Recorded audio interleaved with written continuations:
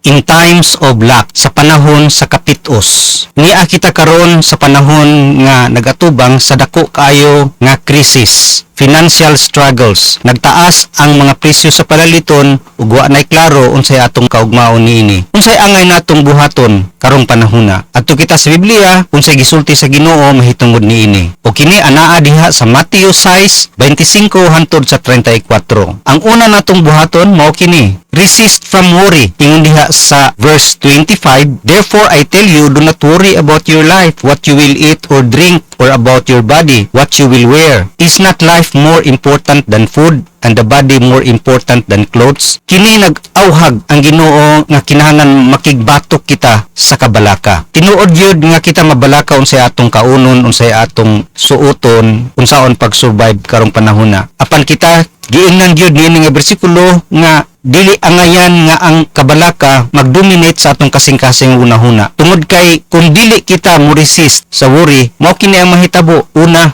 ang kabalaka mo control sa mga butang nga dili nato control. Sama sa kaugmaon, dili nato control ang kaugmaon. Ang worry, muhimo ka nato nga magunahuna ng daan sa mga butang nga wala pa nahitabo. Di nato makontrol unsay dagan sa panahon. Di nato makontrol ang mga tao, di nato makontrol pod ang timing. Mo nang kung dili ta mo resist sa worry, mo attempt kita og solve sa problema nga sa pagkatinuod dili nato na control. Mo ning gitawag nga overthinking, kanang sobra kayo gunahuna, kita mo imagine na sa mga worst outcomes. Magunahuna ta hala basig mao ni mahitabo. Ang giingon sa Biblia, ang worry dili makadugang og adlaw sa atong kinabuhi. Ikaduha, kung dili pud ta mo resist sa kabalaka, mualsa kita o gibugaton nga dili unta na ipaalsa sa Ginoo kanato. Ang kabalaka gyud mo paingon kanato sa exhaustion, burden ta sa mga butang nga dili unta ipakarga sa Ginoo nga ni kanato. Tinuod yun nga ang worry magmultiply sa problema. Mo nang kung maghuna-huna na ta sa ugma nga mga problema, gikarga na nato ang burden nga ugma pamanunta na. Ang worry naghimo kanato nga mukarga sa mga responsibilidad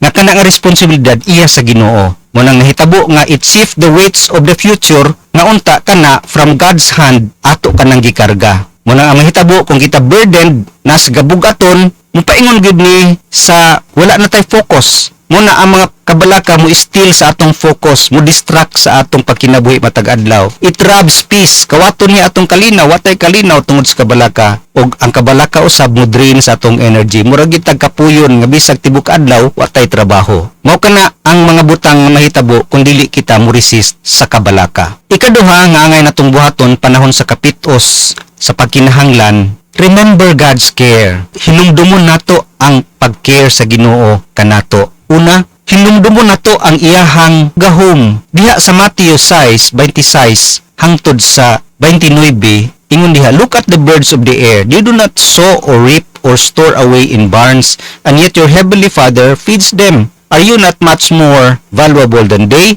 Who of you by worrying can add a single hour to his life? Why do you worry about clothes? See how the lilies of the field grow. They do not labor or spin. Yet I tell you that not even Solomon in all his splendor was dressed like one of these. Tanawa giun sa pag-atiman sa Ginoo, how he cares. Giun sa niya pag-care ang mga langgam ug ang mga bulak sa lasang. Ang mga birds, wala sila nagpugas, wala sila puy budiga, apan gipakaon sila sa Dios. Tanawa pud ang mga lilis, bulak sa lasang. Walay nagatiman sa ila ha. Pero ang kanindot sa ilang kolor, bisan ang sapot ni Solomon nindot kaayo, dili gyud kapildi sa kanindot sa kolor sa lilis. Mao kana atong hinumdumon nga ang Ginoo kamuhanan gyud og nag-care siya kanato, nag-provide siya kanato, magtagbo siya kanato pinaagi sa iyahang grasya. Ikaduha, tanawon pud nato ang iyahang prioridad. Unsay prioridad sa Ginoo? Ingon diha sa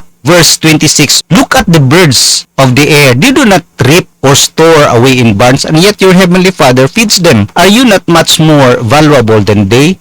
Tagaan kita sa Ginoo og pagpahinumdom nga giatiman gani nako ang mga langgam ug bulak mulay nagatiman kanila. Kinsa man di ay mas bililhon alang kanako, kamo or ang langgam? Kita gyud ang bililhon kayo sa Ginoo tungod kay nagpakamatay siya alang sa atong mga sala. Siya nagsakripisyo tungod og alang sa atong kaluwasan. Mo nang remember, hinumdumon ginato unsa kita kahigugma sa Ginoo o gi-care sa Ginoo. Ato pong hinumdumon ang iyahang mga promesa. Ang Biblia puno kayo sa mga saad nga siya gyud magtagbo sa atong pagkinahanglan. Duha lang kasaad ang atong tan-awon dinhi. Diha sa Philippians 4:19 ingon diha, "And my God will meet all your needs according to His glorious riches in Christ Jesus." Siya magtagbo gyud sa tanan natong pagkinahanglan sumala sa iyahang bahandi nga naa diha kang Kristo Jesus. Promise na sa Ginoo, musupply gyud siya sa atong pagkinahanglan. Dili siya musupply sa atong mga gusto, atong mga wants, sa atong mga desire. Ang iyang isupply ang atong mga need, unsa gi atong gikinahanglan. Ikaduha nga saad niya diha sa Hebrews 13:5. Ingon diha, "Keep your lives free from the love of money and be content with what you have, because God has said, never will I leave you, never will I forsake you." Dili gid niya biyaan ug dili gid niya pasagdan panahon sa mga kakulangon, labi na sa atong mga pagkinahanglan matag adlaw. Siya gid magtagbo. Mo pa lang ni ang duha sa daghang kayong saad sa Ginoo nga nasa Biblia. Muna kung mubasa ta sa Biblia, makaangkon gid ta og kahupay sa mga kabalaka nining panahon, labi na kining financial crisis. Tan-awon pud nato, hinumdumon pud nato ang iyahang katuyuan. Ingon diha sa Romans 8:28, "And we know that in all things God works for the good of those who love Him, who have been called according to His purpose." Ang Ginoo nagay katuyuan nganong iyang gitugutan ang kining mga problema sa kinabuhi, labi na kining financial crisis. Kaniadto sa daang tugon sa Biblia na ay mga famine, hulaw, walay ulan, apan ang Ginoo aduna sa katuyuan niana. Mo nang sa atong mga krisis karon sa pagkinabuhi na ay katuyuan ng Ginoo. Ang krisis dili siya punishment kundi training kini sa atong mga kinabuhi. Daghan tag makatunan sa krisis, maka-learn ta og humility pagpaubos sa mga kakulangon. Wala gyud manghambog dinhi kay tanan kita na ay pagkinahanglan. Mahimo kitang mapaubsanon. Maka-learn ta og humility. Usab maka-learn ta og dependence. Kung daghan kita, magsalig ta sa atong kwarta. Karong panahon na, musalig kita sa Ginoo. Maka-learn kita nga mugsandig sa iyaha. Mo nang sa panahon sa krisis, labi na pagkinahanglan, ma-reveal gyud kung kinsa asa ta misandig. Ikatulo, maka-learn pud ta og stewardship, paggamit og sakto sa atong mga salapi. Ingon diha sa Luke 16:10, "Whoever can be trusted with very little can also be trusted with much. And whoever is dishonest with very little will also be dishonest with much." Mo nang di ta kapiyalan og gamay nga butang, di ta kapiyalan og dako. Kung kita gastador kaayo panahon sa krisis, makulang gyud samot tungod kay dili man ta maayong pinialan. Mo nang karong panahon na, mag-practice na gid tag budget. Learn to be a good steward nga maayong pinialan sa mga butang nga gihatag kanato. Unsaon pag-handle ang mga financial nga mga butang. Mo nang faithful ta in small things, tagaan kita sa Ginoo og daghan. Sunod, makakaton pud ta og contentment. Sa panahon sa kalisod, makakaton ta og kontento. Ang atong contentment dili based diha sa unsay naa ta kundi atong contentment based on the Lord Jesus Christ. Ang pagkakontento mahimo kanato nga stable ta in every situation, whether in abundance or in need. Bisan pa sa kaabundansya o sa pagkinahanglan, kung kontento ka, dili makaapekto kanimo ang krisis sa kinabuhi. Mao kana ang ikaduha. Ato ta sa ikatulo nga butang nga atong himuon panahon sa kapitos. Replace worry with faith. Mao kini ang tubag sa una nga niingon ta nga resist from worry. Unsa nato pag-resist? Atong kambyuhan ang kabalaka sa pagtuo.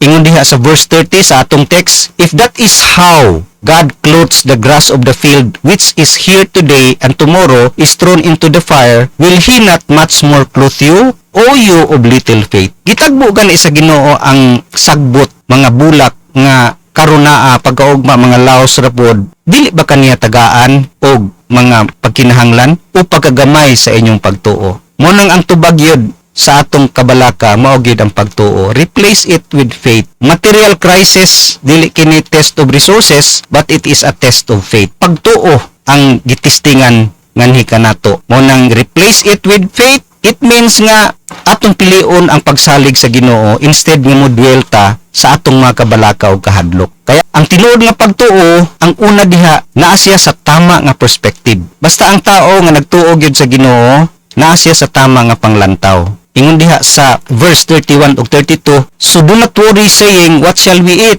or what shall we drink, or what shall we wear? For the pagans run after all these things, and your heavenly Father knows that you need them. Ang naa sa tama nga pagtuo, kahibalogin na siya nga ang Ginoo nasayod sa iyahang pagkinahanglan. Mao nang dili kita mabalaka, mutuo lang ta. Mituo ta nga ang Ginoo nakahibalogin na sa atong pagkinahanglan. Wala pa ta nagampo kahibalo na ang Ginoo sa atong pagkinahanglan. Mao nang kung natay pagtuo, kahibalogin ta nga siya gyud nahibalo ng daan sa tanan.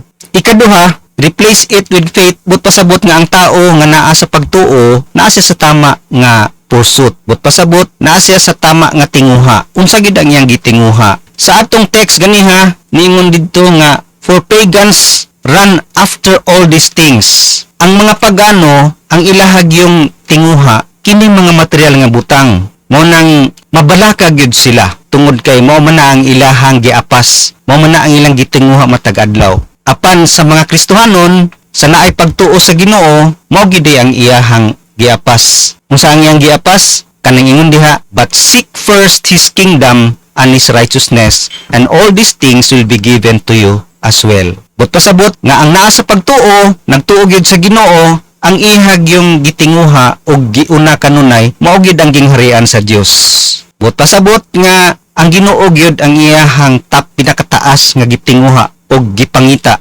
Labaw pa sa tanang butang, labaw pa sa pagkinahanglan, labaw pa sa iyang ambisyon, labaw pa sa iyahang mga bahandi. Munang ang gingharian, ang but pasabot, ang paghari sa Ginoo ug otoridad sa Ginoo sa atong kinabuhi. So kung kita nagtuo sa Ginoo ug atong giuna gid ang Ginoo, but pasabot nga kita nagkinabuhi gayud under sa leadership sa Ginoo. Under sa iyang pagdumala, under sa iyang kabubuton, dili sa atong kaugalingong kabubuton. Karong panahon na makita nimo nga mauna usahay ang mga pagkinahanglan kaysa Ginoo. Maulahi ang pagserbisyo sa Ginoo, usahay mauna ang pagtrabaho, maulahi ang pagsimba, malimtan ang pagsimba, maneglect ang pagsimba ug pag-alagad sa Ginoo. Apan ang tao nga nagtuo gid sa Ginoo, ang ihag yung tinguha, mao gyud ang Ginoo, siya gid ang mauna. Siya magtinguha gyud og relasyon pinaagi sa pag-ampo ug sa pagpangita sa iyang pulong ug pagserbisyo nganha sa Ginoo. Pagpurso usab sa pagtuman. Mo nang sa panahon sa krisis,